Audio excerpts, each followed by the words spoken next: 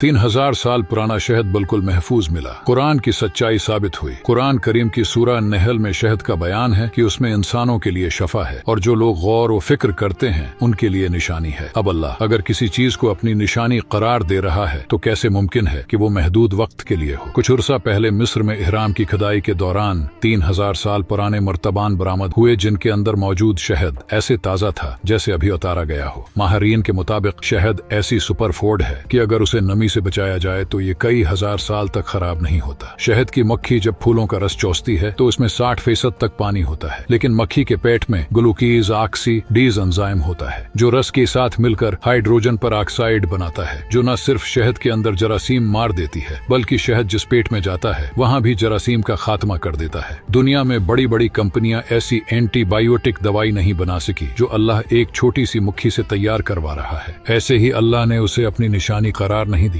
सुभान अल्लाह।